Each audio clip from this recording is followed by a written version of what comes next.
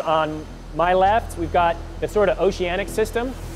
This system is clearer water, and it replicates the environment that the shrimp move to in their natural habitat. So they would migrate offshore to spawn, and they spend half of their life there in that environment. So we replicate that here at the farm. On my right side, as we go down, we'll see two different systems, but they're both an environment that mimics the mangroves or the swamps where young shrimp spend their early part of their lives.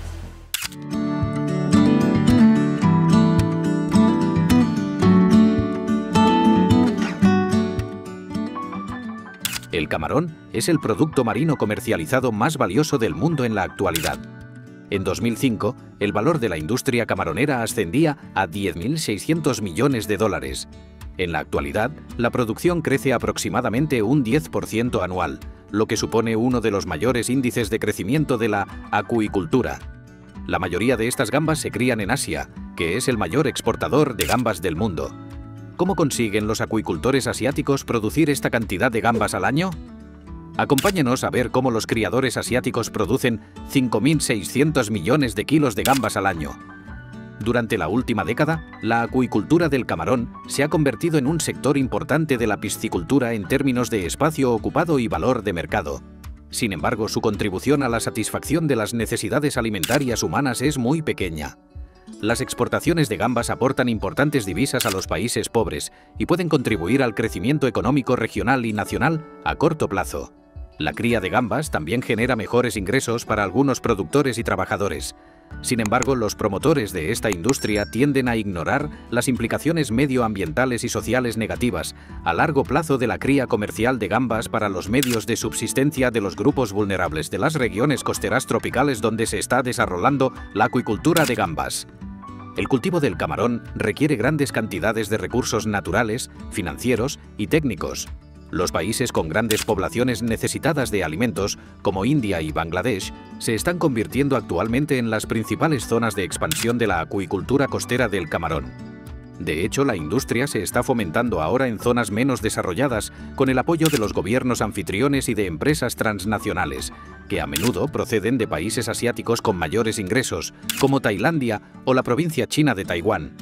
Con frecuencia, estas mismas empresas ya han superado los límites de producción, medioambientales y de aceptación política en sus países de origen. Las gambas se producen casi exclusivamente para la exportación, con el fin de satisfacer la demanda de los consumidores de alto poder adquisitivo de Japón, Estados Unidos y Occidente. El consumo en estos países casi se ha triplicado durante la última década, pero con muchas fluctuaciones en la demanda, la oferta y el precio. Además, el consumo de gambas entre los grupos de alto poder adquisitivo de los países asiáticos en rápido crecimiento también está aumentando considerablemente. Sin embargo, la acuicultura del camarón podría producir calorías y proteínas alimentarias de forma más eficiente, ya que depende de piensos en pellets derivados de peces capturados para el 25-50% de su contenido. Los camarones de piscifactorías intensivas se alimentan con unas 3 veces su peso de captura. Algunas especies de gambas cultivadas en países asiáticos pertenecen a los géneros Penaeus y Metapenaeus de la familia Penaidae. Entre la docena de especies de estos géneros, Penaeus monodon, P. japonicus, P. mergiensis, P. indicus, P. orientalis y Metapenaeus ensis son las más importantes. La cría de gambas marinas es una práctica centenaria en algunos países asiáticos. El lento desarrollo de la industria en el pasado se debe principalmente a la necesidad de más tecnología de incubación. Esto da lugar a un suministro inconsistente e insuficiente de alevines de gamba, lo que contrarresta el desarrollo a gran escala de la industria. La acuicultura mundial se concentra abrumadoramente en Asia. La acuicultura asiática produjo unos 17 millones de toneladas métricas en 1992, mientras que el resto del mundo solo produjo algo más de 2 millones de toneladas métricas. Casi la mitad de la producción acuícola asiática procede de agua dulce. Sorprendentemente, la mayor parte de la producción acuícola asiática permanece en los mercados nacionales. Dado que solo la parte comercializada de la producción entra en las estadísticas, los peces cultivados representan una parte mayor si se pudiera estimar el autoabastecimiento. ¿Hasta cuándo se remonta la cría de gambas en Asia? En la década de 1970, los buques de arrastre capturaban principalmente gambas en el océano. Sin embargo, muchos gobiernos impusieron prohibiciones y restricciones a los métodos de arrastre en la década de 1980 debido al riesgo de agotamiento de los recursos marinos con esta pesca no dirigida. Por la misma época, un investigador taiwanés logró inducir el desove del camarón tigre negro en 1983, lo que dio lugar al rápido crecimiento de la cría de camarones en Taiwán. Taiwán logró un gran crecimiento en este sector porque tiene una larga tradición de piscicultura, tierras costeras llanas y un clima apropiado. También disponía de tecnologías avanzadas de acuicultura, como la propagación masiva, el diagnóstico de enfermedades y la prevención. Sus innovaciones en tecnologías de cría de gambas también se vieron respaldadas por los trabajos fundacionales de investigadores japoneses y amplificadas por la fuerte demanda de importaciones de gambas de Japón. La tecnología desarrollada en Taiwán y Japón se extendió a otros países del sudeste asiático en la década de 1980 y la producción de la especie tigre negro comenzó en Indonesia, Filipinas y Tailandia. En Filipinas, la San Miguel Corporation fue clave en la conversión de tierras azucareras en estanques camaroneros, en respuesta a la depresión del sector azucarero. Mientras tanto, el apoyo gubernamental fue más evidente en Tailandia e Indonesia. El gobierno tailandés empezó a apoyar al sector a principios de los 70 y el crecimiento de la producción intensiva comenzó a finales de los 70 y principios de los 80. El Banco Asiático de Desarrollo realizó un gran proyecto en este sector en 1981 y en 1986 se creó una empresa conjunta entre el mayor conglomerado tailandés, el Charoen Pokphand Group, y el conglomerado japonés Mitsubishi. En Indonesia, el gobierno promovió la acuicultura de gambas tras la prohibición de la pesca de arrastre, que era la principal forma de producción de gambas en aquella época, y el descenso de los precios del petróleo en el mercado de exportación. Aunque el desarrollo de la cría de gambas fue un paso adelante en la reducción de los impactos negativos sobre los recursos marinos, en los años 90 surgieron muchos problemas medioambientales relacionados con la acuicultura, como el hundimiento de tierras debido al bombeo de demasiadas aguas subterráneas, los frecuentes brotes de enfermedades, la destrucción de las zonas costeras y los graves daños al sector. En el mismo periodo, el sector camaronero de todos los países se vio afectado por enfermedades.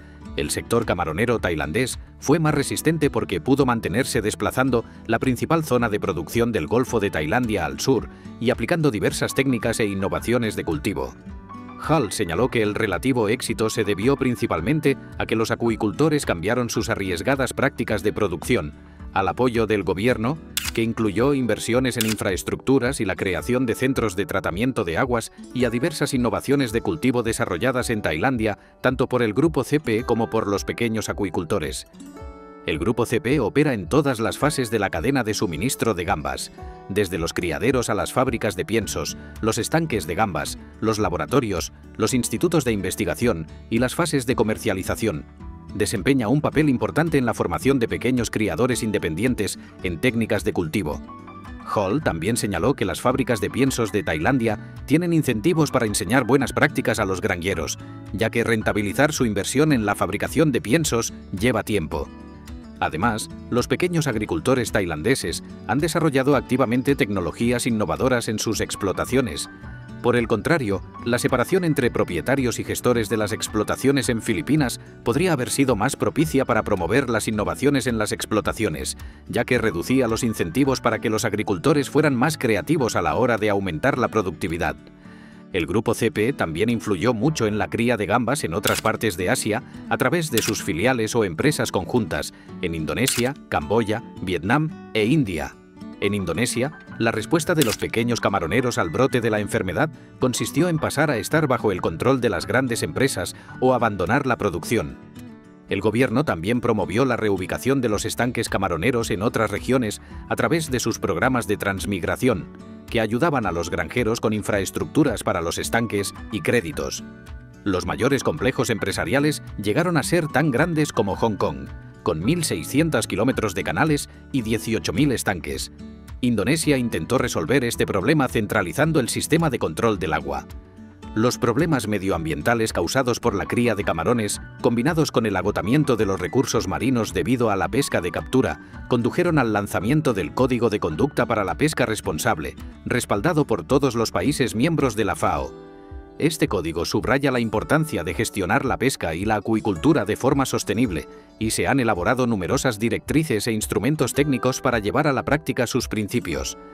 Por ello, muchas organizaciones internacionales se unieron para formar un consorcio que preparara directrices específicas sobre la cría del camarón. Tras años de minuciosas investigaciones y debates, en 2006 se lanzaron los Principios Internacionales para la Cría Responsable de Camarones, que recibieron el respaldo internacional. Además, en muchos países se elaboraron directrices más detalladas sobre prácticas eficaces para aplicar estos principios, que se conocen como mejores prácticas de gestión y buenas prácticas acuícolas. Estas se traducen a las lenguas locales y se difunden entre los camaroneros a través de sus agentes de extensión agraria. Además de estos esfuerzos fundacionales, se han elaborado muchas directrices, normas y certificaciones internacionales para minimizar los efectos adversos de la cría de gambas en el medio ambiente, como Global GEP-UAP y las certificaciones del Aquaculture Stewardship Council. Muchos países también han adoptado certificaciones nacionales en el sector de la acuicultura. Por ejemplo, Tailandia tiene 3 normas nacionales de certificación: GAP, un código de conducta, y TAS 7401. El gobierno tailandés también exige la trazabilidad, desde los criaderos hasta la exportación y el registro de los criadores de gambas. Mientras tanto, el gobierno ha desarrollado VietGAP en Vietnam, una norma nacional que engloba varias normas internacionales.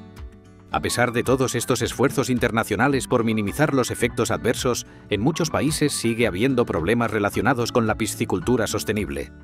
En primer lugar, esto puede deberse a la diversidad de los países implicados en la acuicultura moderna y a la especificidad de localización de la acuicultura, que es similar a la de la agricultura. En segundo lugar, la mayoría de los acuicultores primarios de Asia son pequeños piscicultores que trabajan en estanques de menos de 1 hectárea. Debido a esta escala, al número de piscicultores implicados y al sistema descentralizado que conlleva, controlar todas las prácticas de piscicultura sobre el terreno requiere mucho trabajo.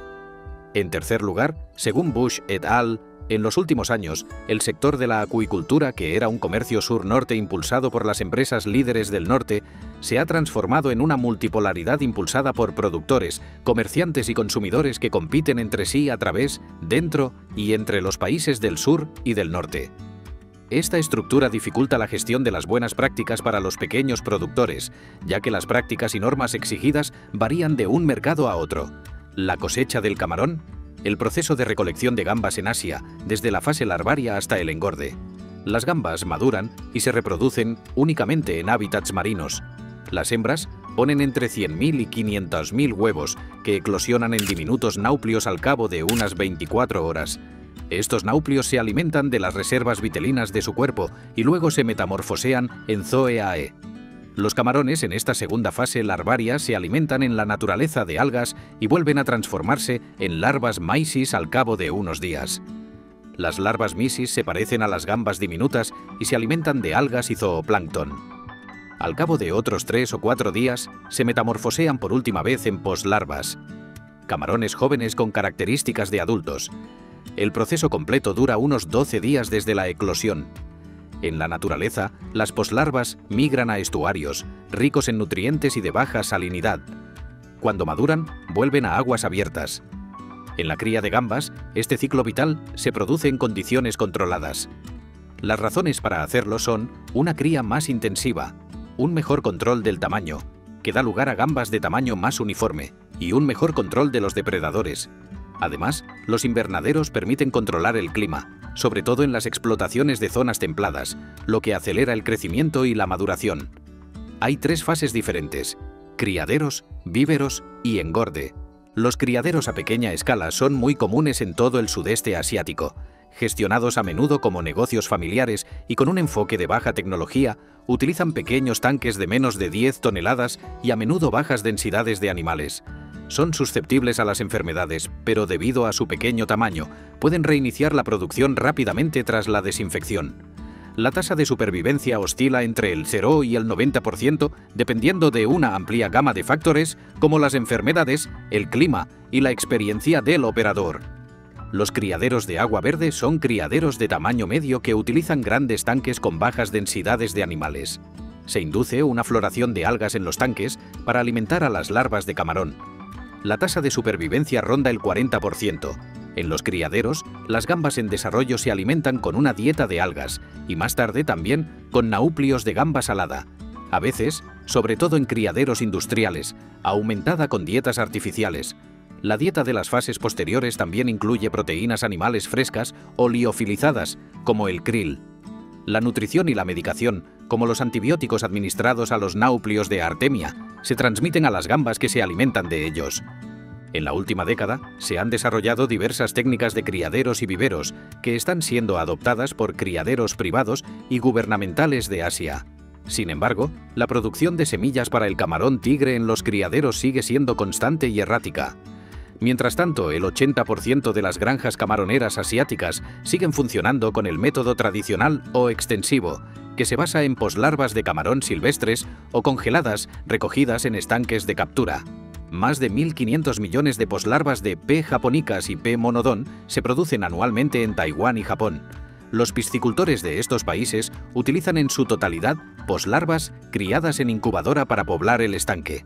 Solo el 50% de las poslarvas producidas en Japón se utilizan en estanques de engorde, mientras que el resto se siembra en aguas abiertas. Entre los países del sudeste asiático, Filipinas, Indonesia y Tailandia son los principales productores de poslarvas de P. monodon. Filipinas lidera la producción de semillas de camarón tigre, con 300 millones al año, mientras que Tailandia e Indonesia solo producen unos 100 millones al año cada una. Sin embargo, se necesita una mayor cantidad de alevines para atender las crecientes necesidades de los camaroneros. El reciente desarrollo de las técnicas de cría y la consiguiente mejora de la cría tradicional en la región han creado la necesidad de más alevines. Muchas piscifactorías tienen viveros donde los camarones poslarvales se convierten en juveniles durante otras 3 semanas en estanques separados, tanques o raceways. Un raceway es un tanque rectangular, largo y poco profundo por el que el agua fluye continuamente. Un vivero típico tiene de 150 a 200 animales por metro cuadrado. Se les alimenta con una dieta rica en proteínas durante al menos 3 semanas antes de trasladarlos a los estanques de crecimiento. En ese momento pesan entre 1 y 2 gramos. La salinidad del agua se ajusta gradualmente a la de los estanques de engorde. Los acuicultores denominan PL a las poslarvas, con el sufijo del número de días PL1 y PL2. Están listas para ser transferidas a los estanques de engorde. Cuando sus branquias se han ramificado, entre PL13 y PL17, unos 25 días después de la eclosión. La cría en viveros no es necesaria, pero muchas piscifactorías la prefieren porque mejora el aprovechamiento del alimento, la uniformidad del tamaño, ayuda a utilizar mejor la infraestructura y puede hacerse en un entorno controlado para aumentar la cosecha. La principal desventaja de los viveros es que algunos camarones postlarvales mueren al ser transferidos al estanque de cría.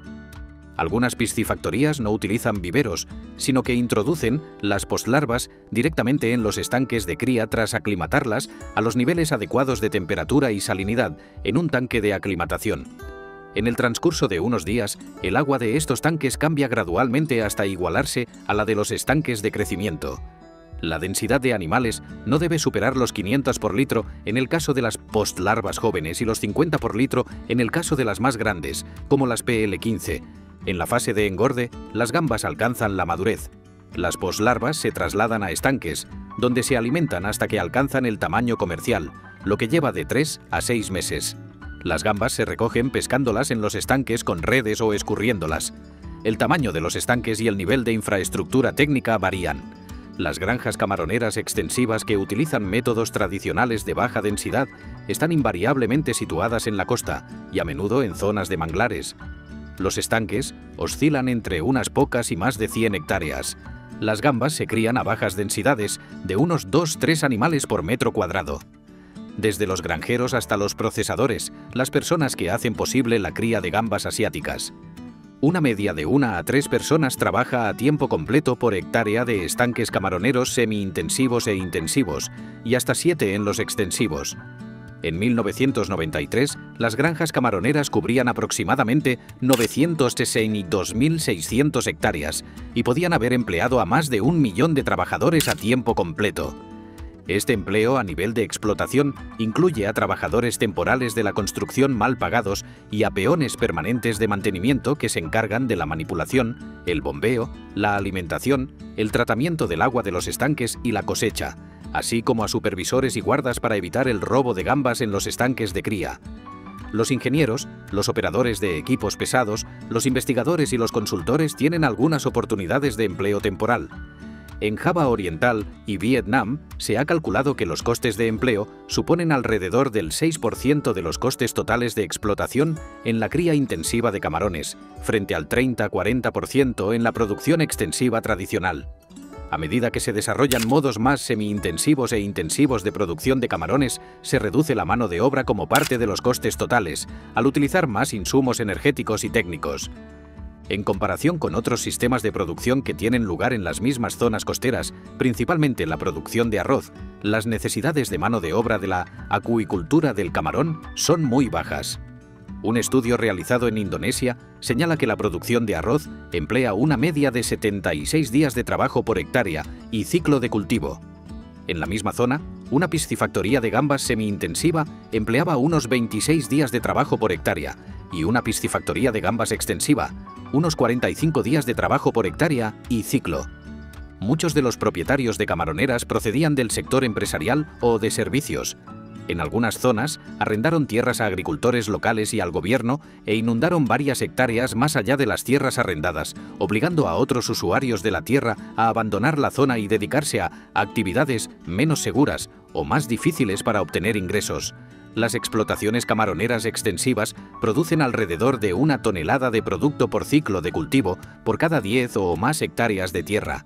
Las piscifactorías intensivas requieren importantes inversiones de capital, además de la tierra, para aumentar la densidad de población y la capacidad de intercambio de agua. Los costes totales de producción, incluidos los de construcción y explotación, de los métodos extensivos tradicionales se estiman entre 1 y 3 dólares estadounidenses por kilogramo de gamba viva. La tierra y la mano de obra son los principales insumos de la cría extensiva. Estos costes de producción suelen estar infravalorados en los países menos desarrollados. En cambio, los insumos adquiridos, como los costes energéticos y los dispositivos técnicos, de los que dependen los métodos más intensivos, suelen reflejar sus precios en los mercados mundiales. Los costes de explotación de las granjas semi-intensivas e intensivas oscilan entre 3 y 6 dólares por kilogramo de gamba viva. ¿Cuáles son las repercusiones económicas y ecológicas de la cría de gambas en Asia?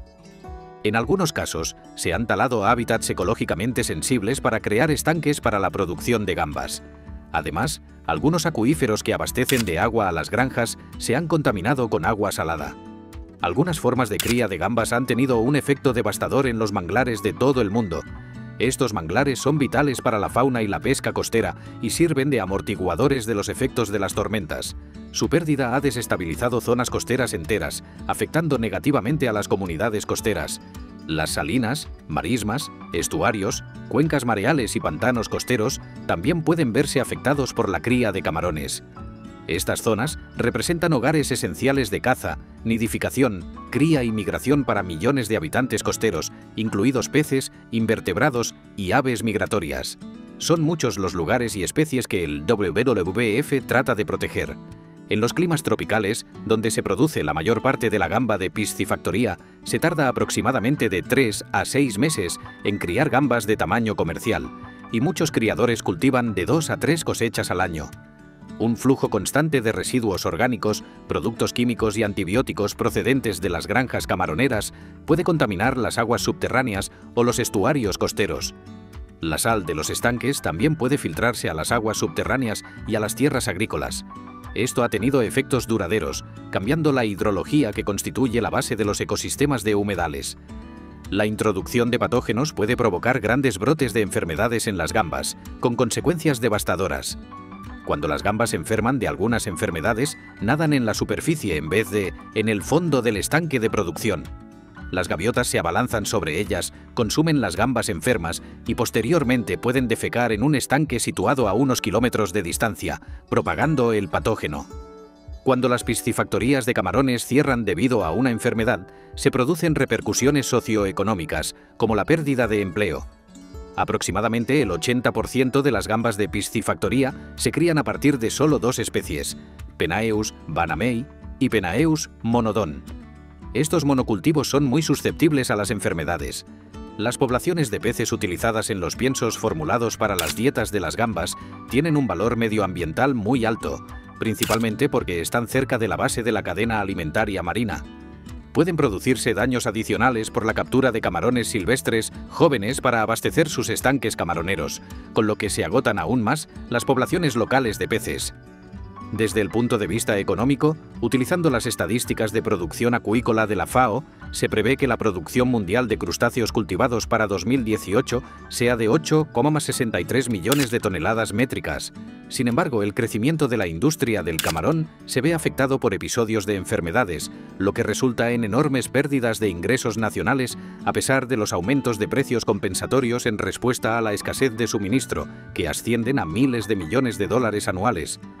La pérdida económica derivada de la disminución de la producción es seguida por el volumen de productos comercializados a través del mercado de Mahachai, uno de los principales mercados de mariscos de Tailandia, desde 2010 hasta 2017 y se estima en 7.380 millones de dólares estadounidenses, con otros 4.200 millones de dólares estadounidenses en pérdidas de exportación. Las pérdidas relacionadas con la enfermedad del camarón en el delta del Mekong vietnamitas se estimaron utilizando un ejercicio basado en suposiciones sin datos detallados de producción.